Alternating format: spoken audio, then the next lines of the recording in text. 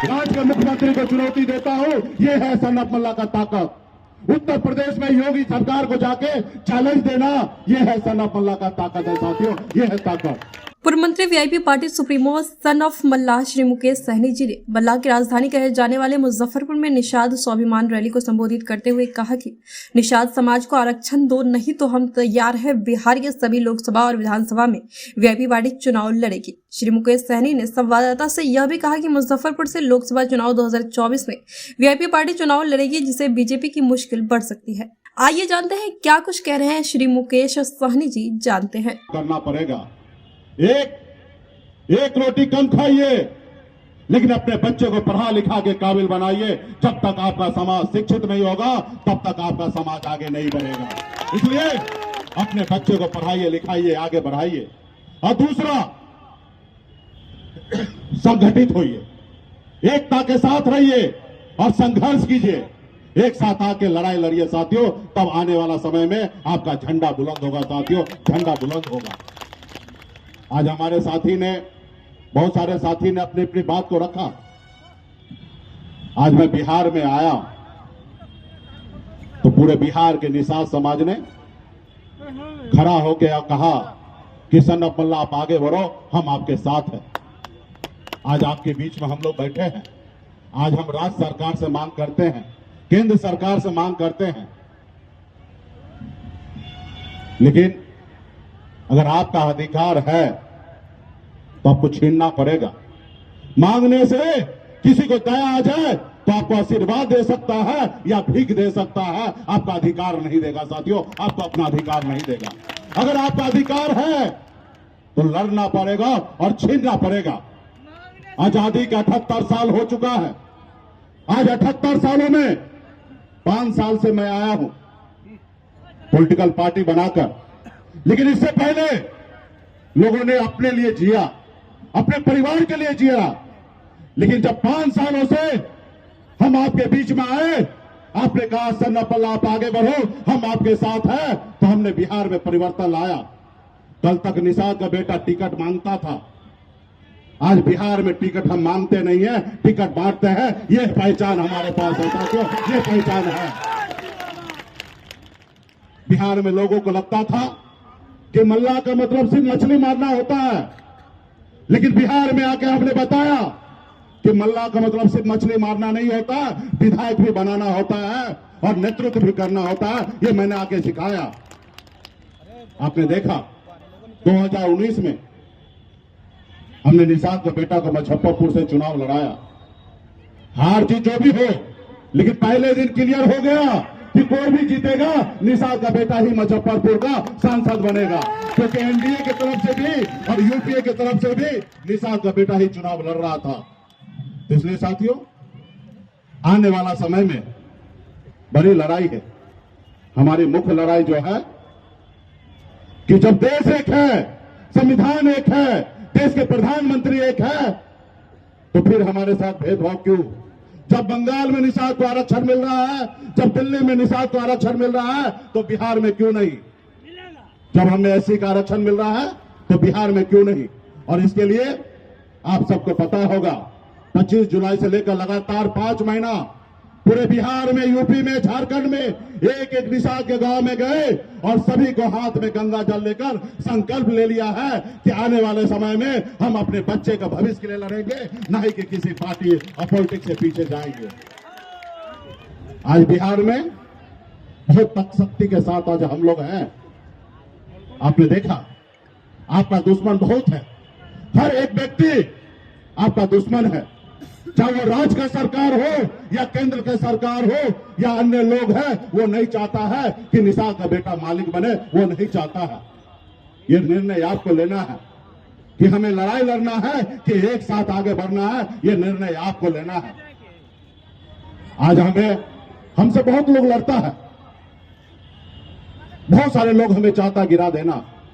आपने देखा ना, 2020 में पहली बार लड़ाई लड़कर 4 विधायक हमने बनाया, खुद अपने दम पर मंत्री बना, किसी के मेहरबानी से नहीं बना था, हमारे सहयोग से, समर्थन से बिहार में सरकार बना और नीतीश कुमार अगर मुख्यमंत्री बना, अगर हम समर्थन नहीं देते, एक निषाद मल्ला का बेटा समर्थन नहीं देता, तो बिहार में मुख्यमंत्री नीतीश कुमार नहीं बनता। ये ताकत हमारे पास था।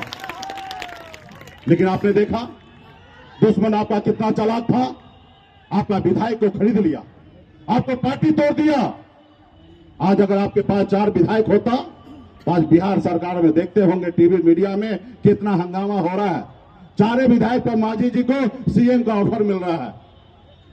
आज हम किसी सीएम को कहेंगे ये करने के लिए, वो करने के लिए, अरे क्या निषाद का बेटा उस जगह नहीं पहुंच सकता है? उस जगह पहुंच सकता है। हमें अभी गिड़गिड़ाना नहीं है, किसी के सामने हाथ को फैलाना नहीं है, किसी से भीख नहीं मांगना है। हमारे शरीर में खून को है, अमर शहीद जुब्बा सहनी का एक लब का वंशज हम है, हमारे शरीर में वही खून है और हम लड़ाई लड़ेंगे और बिहार में परिवर्तन लाएंगे। आज हम लड़ाई लड़े, पिछले 5-7 सालों में आपके सहयोग से 4 विधायक बनाया, आने वाले समय में 40 बनाएंगे। एक समय आएगा 125 बना के निषाद का बेटा बिहार का मुख्यमंत्री बनेगा और अपने हाथों से काम करेगा। साथियों, आज 77 सालों में उन लोगों ने आपको आरक्षण नहीं दिया, निषाद को एक नहीं कर पाया। अब क्या आपको उम्मीद है तो आपको आरक्षण देगा? नहीं देगा। क्या आपको एकीकरण करेगा? नहीं करेगा।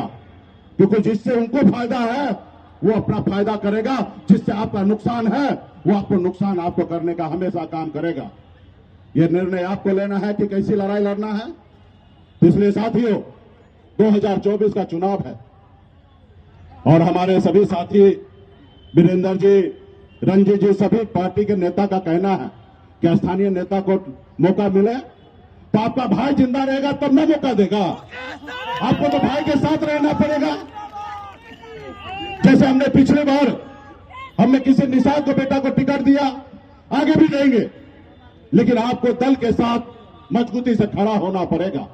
आपको पूरे बिहार में बताना पड़ेगा कि हम सिर्फ वीआईपी पार्टी है, हम सिर्फ निषाद समाज है। जो हमारी सुनेगा हम की सुनेंगे, जो हमारी नहीं सुनेगा हम की नहीं सुनेंगे। इसके लिए साथियों मेहनत करना पड़ेगा, संघर्ष करना पड़ेगा, एक साथ रहना पड़ेगा। तो इसलिए साथियों आने वाला समय में बहुत बड़ी लड़ाई है और आप लोगों ने काम किए कर रहे हैं। आप सभी को बहुत बहुत धन्यवाद। किसी एक व्यक्ति का लड़ाई नहीं है, हम सभी का लड़ाई है। तो ये ना सोचे कि हमारे एक अकेला आदमी से पूरा बिहार का कल्याण होगा, ये भ्रम में किसी को नहीं रहना है। हर व्यक्ति को एक दूसरे को साथ देना पड़ेगा, तब जाके आपका समाज आगे बढ़ेगा, तब जाके ये होगा। नीतीश जी यूं ही नीतीश जी नहीं हो गए, संघर्ष किए। आज मुझे देखिए, मैं गरीब घर में जन्म लिया, जहां हजारों समस्या था वहीं मेरा जन्म हुआ। पिताजी मछली मारते थे, दादाजी मछली मारते थे। जहां 4 रोज मछली ना मारा जाए तो 5वें रोज घर पे खाना नहीं बनता। ऐसे परिवार में मेरा जन्म हुआ, लेकिन मैंने लड़ाई लड़ा, गरीबी से संघर्ष किया। 18 साल की उम्र में घर परिवार को, बच्चे को छोड़कर बॉम्बे जैसे शहर चला गया। 900 रुपया महीने पे मजदूरी करता था, 30 रुपया रोज पे काम करता था। लेकिन आप लोगों के आशीर्वाद से बॉम्बे जैसे शहर में जाके हमने झंडा गाड़ दिया। आज मैं बिहार आया, आपके हक अधिकार के लिए लड़ाई लड़ रहा हूं। आज मैं जिस रोज चाहूंगा, जिस पार्टी के साथ समझौता करके अपने परिवार का राजनीति में उत्थान कर सकता हूं, लेकिन नहीं, अपने लिए और अपने परिवार के लिए नहीं आया हूं, आपके हक अधिकार के लिए लड़ाई लड़ने के लिए आया। साथियों, मैं तो मंत्री बना था, मैं तो मंत्री था, एमएलसी था। अगर मैं उस समय मोदी जी, योगी जी जिंदाबाद करता, आरक्षण की लड़ाई नहीं लड़ता, तो मेरे साथ ये नहीं होता। मेरा ना विधायक खरीदता, ना हमें मंत्री से हटाता। हमने आपके लिए लड़ाई लड़ा, हमने कुर्सी को लात मारने का काम किया, लेकिन आपके अधिकार के लिए हमने किसी के सामने में सरेंडर होने का काम नहीं किया और झुकने का काम नहीं किया। आज भी आप देखिए, सभी पॉलिटिकल पार्टी सभी दल के साथ चला गया। एक तरफ एनडीए है, एक तरफ महागठबंधन है, लेकिन आपका सन्ना पल्ला किसी के साथ नहीं जा रहा है। और पूरे बिहार में आज चर्चा हो रहा है कि मुकेश सहनी जिसके साथ जाएगा उसका पल्ला भारी हो जाएगा। आज पूरे बिहार में चौक चौराहे के यही चर्चा है। साथियों, कल क्या होगा मुझे नहीं पता है, लेकिन हमें लड़ाई लड़ना है। और हमें इतना पता है कि हम अपनी जिंदगी में कभी हार नहीं माने। कहां गांव से उठकर बॉम्बे गए और बॉम्बे से आकर बिहार में देश के प्रधानमंत्री को चुनौती देता हूं, ये है सन ऑफ राज्य के मुख्यमंत्री को चुनौती देता हूं, ये है सन ऑफ मल्ला का ताकत। उत्तर प्रदेश में योगी सरकार को जाके चैलेंज देना, ये है सन ऑफ मल्ला का ताकत है साथियों, ये है ताकत। किसी व्यक्ति को अगर समझना है ना, उसको किरदार को समझिएगा ना, ऑटोमेटिक पता चल जाएगा वो इंसान क्या है। इसलिए साथियों, आने वाले समय में बड़ी लड़ाई है। आप लोग बड़े संख्या में यहां पे आए हैं, आप सभी को धन्यवाद देता हूं। साथ ही जितने भी हमारे नेतागण हैं, आप सभी को धन्यवाद देता हूं। अब समय चला गया है, किसी के सामने में कटोरा लेकर भीख मांगने का समय जा चुका है। अगर आपके शरीर में खून है तो आप वो खून को दिखाइए और लड़िए, अपना हक अधिकार सत्ता को प्राप्त करने का काम कीजिए साथियों, करने का काम कीजिए। आज बिहार में हम 22 कुरी हैं, 22 कुरी का 10.5% वोट बैंक है। अगर बिहार में एक नंबर में कोई जाति है तो हमारा यादव भाई 14% और दूसरे नंबर पे कोई जाति है तो वो है निषाद समाज 10-10% का संख्या में है साथियों। किसी को 4 पन्ने में लिख देने से क्या हम अलग हो गए? इसके भ्रम में नहीं रहना, इसके लिए लड़ाई नहीं लड़ना है। किसका कोड क्या है उस कोड के पीछे हमें नहीं भागना। हर किसी को पता है कि बिंद हो, बिलदार हो, नोनिया हो, मला हो, चाय हो, तियर हो, बनपर हो, गोरी हो, सब एक ही निषाद है। इसमें कोई किंतु परंतु नहीं, सब में आपस में बेटी रोटी होता है और सब मिलकर हम लोग लड़ाई लड़ रहे हैं। इसलिए साथियों, पहले यह देश गुलाम था। जब ये देश गुलाम था तो हमारे पूर्वज ने लड़ाई लड़ा, देश को आजाद कराया। और जब देश आजाद हुआ तो बाबा साहब भीमराव अंबेडकर ने हमें एक संविधान बना के दिया और संविधान में हमें एक ताकत दिया, ऐसी ताकत दी। उन्होंने कहा राजा का बेटा राजा नहीं बनेगा, इस देश में राजा का बेटा राजा नहीं बनेगा, जिसके पास वोट होगा वही राजा बनेगा। पहले ऐसा हुआ करता था कि राजा का बेटा राजा बनता था, रानी के कोख से बच्चा जन्म लेता था, वही राजा बनता था। लेकिन जब संविधान बाबा साहब ने बना के दिया, उन्होंने कहा कि जिसके पास वोट होगा वही देश का राजा होगा, चाहे वो लालू प्रसाद यादव जी हो या मुलायम सिंह यादव जी हो या बहन मायावती जी हो, अपने वोट के दम पर राज का मुख्यमंत्री बना साथियों, राज का मुख्यमंत्री बना। कल आप भी अपने वोट को ताकत को समझिएगा, अपने नेता अपने दल के साथ रखिएगा, तो आपका बेटा भी, आपका भाई भी, आपके आने वाला पीढ़ी भी राज का मुख्यमंत्री बन जाएगा साथियों, राज का मुख्यमंत्री बन जाएगा। चाहे वार्ड का चुनाव हो, चाहे मुखिया का चुनाव हो या सांसद या विधायक का चुनाव हो, अपने को हमेशा चुनाव उसी को करना है जिससे आपका समाज का कल्याण होगा। आपका अपना कौन है, पराया कौन है, उसको समझना पड़ेगा, तब जाके आपका समाज आगे बढ़ेगा साथियों, तब जाके आगे बढ़ेगा। आज बिहार में हम इस मुकाम तक पहुंचे हैं, हमें किसी ने हमारा विरासत हमें नहीं दिया कि बाप दादा ने हमारे लिए पॉलिटिकल पार्टी बना के दिया। अगर दिए होते तो डायरेक्ट हम डिप्टी सीएम और मुख्यमंत्री बन जाते, लेकिन नहीं भी मिला। आज हमें संघर्ष करना पड़ रहा है। आज अगर हम संघर्ष करेंगे तब हमारे आने वाला पीढ़ी को बगैर संघर्ष किए हुए राज का मुख्यमंत्री बनेगा साथियों, जैसे तेजस्वी प्रसाद यादव बन गए। तो आने वाला समय में बहुत सी लड़ाई है, आप लोग आए इसके लिए बहुत बहुत धन्यवाद। एक होइए, आपस में लड़ाई नहीं लड़िए, आपस में कम ज्यादा होगा।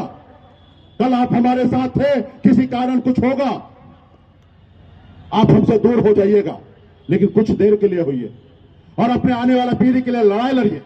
किसके घर में लड़ाई नहीं होता है, मियां बीवी में लड़ाई होता है, भाई भाई में लड़ाई होता है, लेकिन लड़ाई फिर आपस में सुलह होता है। हमें जैसे आपने निमंत्रण दिया, हमें बहुत खुशी हुआ कि आप हमारे अपने हैं। आपके हक अधिकार के लिए आप भी लड़िए, हम भी लड़ते हैं।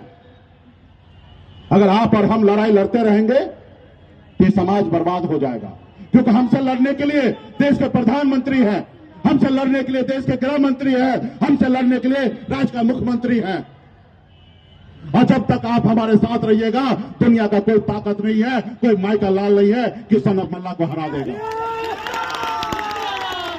जिस रोज आप हमारा साथ छोड़िएगा उसी रोज हम हारेंगे, वरना जब तक आप हमारे साथ रहिएगा दुनिया का कोई ताकत नहीं कि मुकेश सहनी को हरा देगा साथियों।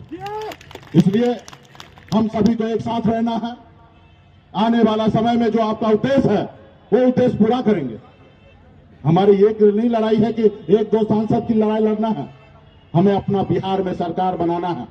हमें ऐसी शक्ति चाहिए कि दिल्ली में जिनकी भी सरकार बने वो हमारी बात माने।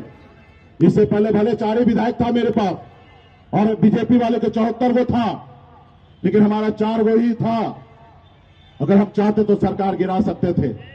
उस समय में मुख्यमंत्री से मिलने के लिए जाने के लिए हमें टाइम नहीं लेना पड़ता था, सीधा निकलते थे, जाते थे। जो हम चाहते थे वो सरकार में होता था। कल्पना कीजिए 4 विधायक में मैंने ऐसा कर दिया है। और जब 40 होगा तब क्या होगा?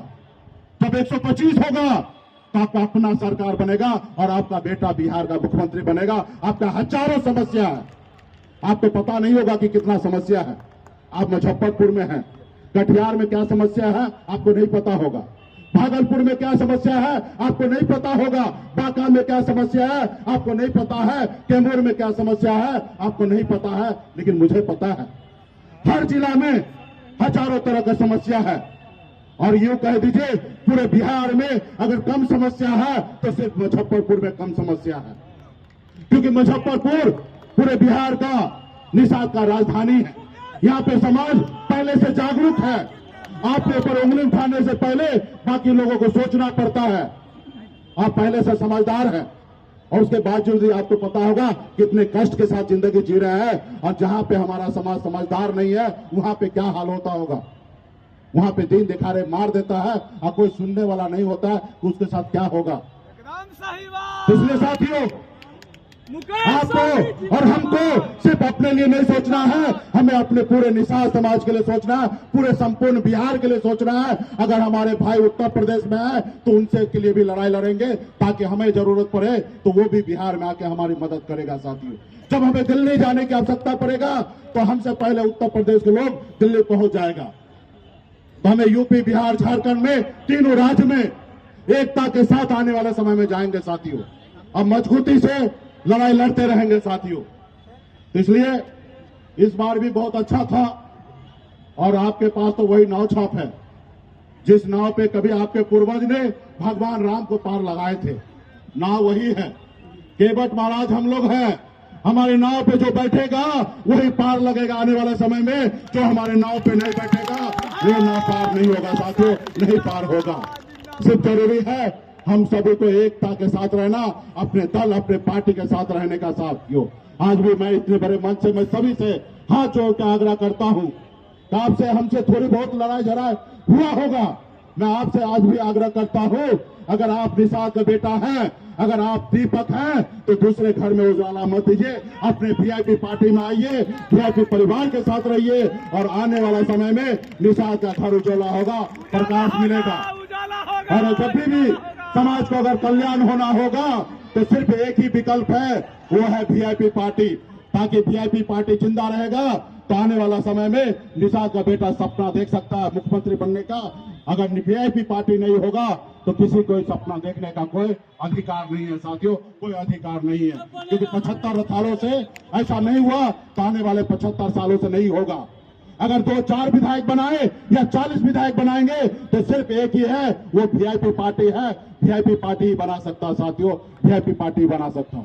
इसलिए तमाम हमारे सभी नेतागण, सभी माता बहन को, सभी हमारे नेतागण को, सभी को बहुत बहुत धन्यवाद देता हूं कि आप सभी को मजबूती से हम सब आगे बढ़ेंगे और बड़ी लड़ाई लड़ेंगे साथियों। बहुत बहुत धन्यवाद।